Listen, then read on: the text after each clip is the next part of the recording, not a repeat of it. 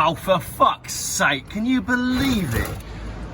Right, I noticed this evening that there's a lot of oil that seems to have come out of my T5 overnight. It rained a lot last night, so I did have quite a pool of quite colourful oil. Can't really tell if you can see there. So I'm going to do an oil change. I'm going to have a look underneath the car, but I'm also going to do two things today. I'm going to test and see how much oil I can get out with my oil tester pump. Have you ever wondered how much oil these things actually get out relative to pulling your sump plug? Well, we're about to find out. There's 4 litres of oil in that, and now it's just bubbles coming through. So I'm going to pull the sump plug and see how much we get out from beneath the car. You ready for this? Here is the answer, look. Not much. Pretty much pulled it all out, didn't it? Lovely colour, that oil. Very brown, very black, and it was a bit sludgy up the dipstick as well. Oh, that sounds rude, doesn't it? But as I pulled my tube out of the dipstick, it was very sludgy, so I don't know what's going on here. But we shall see. Have I bought a dog of an 850 T5? We'll find out in a minute. So then, the old filter is off, and obviously it's hanging in a highly inappropriate oil pan catcher. That's probably one of the kids' Lego trays, but it's all I had. Now, I did buy this oil filter just the other day from Auto Stores in Malvern, and I just phoned Darren to give him the part number off the old one, which is that, FT8482A, and Darren has confirmed that the filter that I bought the other day for the non-turbo Volvo, the black one, is exactly the same filter. So there you go, you can use the exact, well, the Volvo 850 T5 and non-turbo models do use the exact same filter. I kind of expected that to be the case, to be honest, because they're virtually the same engine, give or take. So let's get the new filter on and then we'll chuck some oil in. Obviously that was a test. I did that the wrong way around. You have to put a bit of oil in your filter before you then put your filter back on. I was just checking to see if you're paying attention. Not completely sure I can screw this in whilst filming. This is why I don't film how-to videos, mostly because I don't know how to, and it just makes me look really silly. So I'll just do this.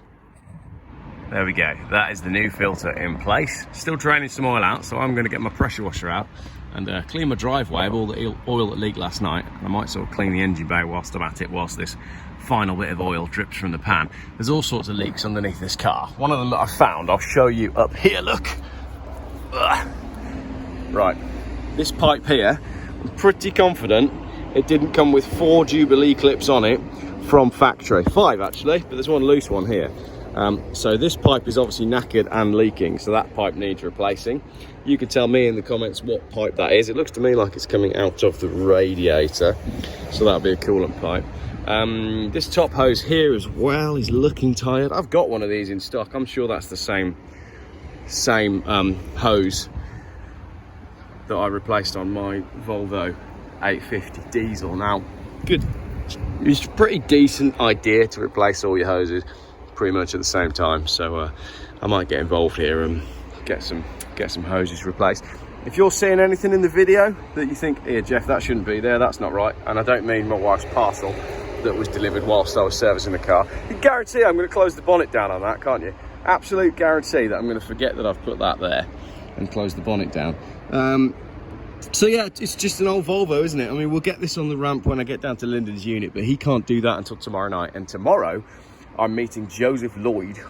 So I've even got a beige leather interior with, well, Alcantara as well, and wood. From Lloyd Vehicle Consulting to have a look at his C70 T5. So I wanted to do my oil change before that. I think we're pretty much done leaking out the engine now, so I am going to put the sump plug back in. Of course, that was another test. Hopefully you're all screaming in the comments saying, Geoff, don't put the old sump plug back in. You need a new sump plug, and that's true. But they're different, right? If I can just take my glove off a sec.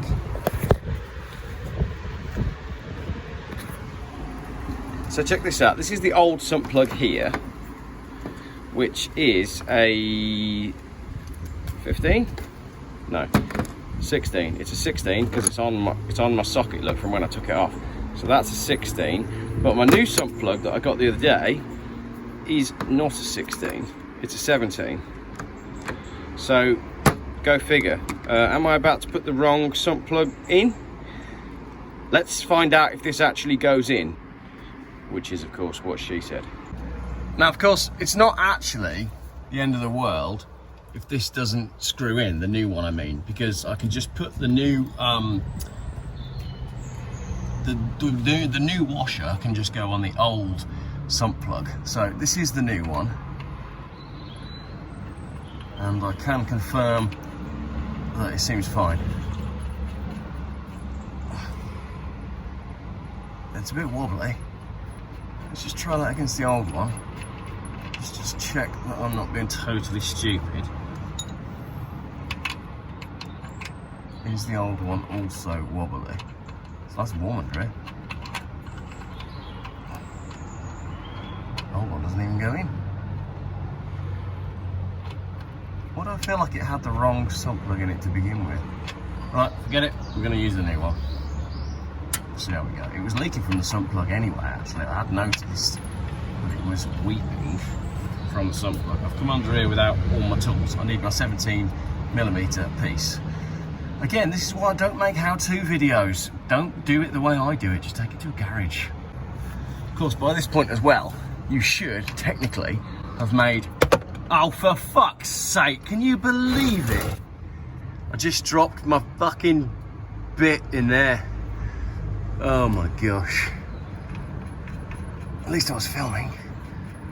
Right.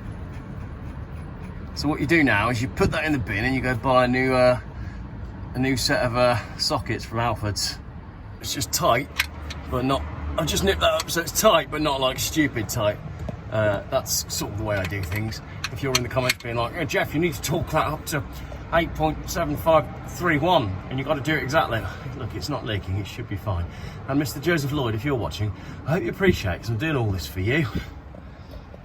Do you want me to do an oil change on your car tomorrow? Right then, last thing is for the oil to go in. Very important that you put the sump plug in before you put the oil in. Funny story, just while I wait for the rain to stop, we did that once. We were servicing my Peugeot 306 diesel many years ago. My friend and I got chatting, and then we poured in 5 litres of oil and both looked at each other and said, did you put the sump plug in? And then 5 litres of oil went down the road and all down his neighbour's driveway. I beat a hasty retreat whilst they got the pressure washer out. 5.3 litre capacity on this engine, so 5 litres should go straight in. All good, job finished. And it's starting to rain, which is brilliant because it can wash away all the oil that I've spilled everywhere. There is the answer to the question then. Almost a litre came out of the sump plug after I drained everything that I possibly could using my pump puller thing. Sure, the car's on an angle and maybe you could say I could have got another smaller tube in and got some more oil out, but there is your answer. You are slightly better off pulling the sump plug. But I definitely recommend having one of those oil pump things because they're brilliant for fast oil changes. So I've pulled the car out of its parking space where I left it after I changed the oil, and there is a not insignificant puddle of oil beneath it. So it's obviously leaking fluids from somewhere. I think it's also leaking power steering fluid. All I can do at the moment is keep an eye on it and wait until I can get it to a garage to be checked over properly. I suspect that there's a few areas that this car is leaking oil. Not to be unexpected, 165,000 miles 8 years ago. 6 years ago it was on 165,000 miles. So yeah, it's obviously going to be leaking from somewhere, but until we can get it on the ramp and have a proper look, who knows. Let's hope that it was just sort of residue and where I'd made a mess coming down off the engine. Yeah, that's not so good, is it? That is a good amount of oil. Crikey, we have a problem with this car.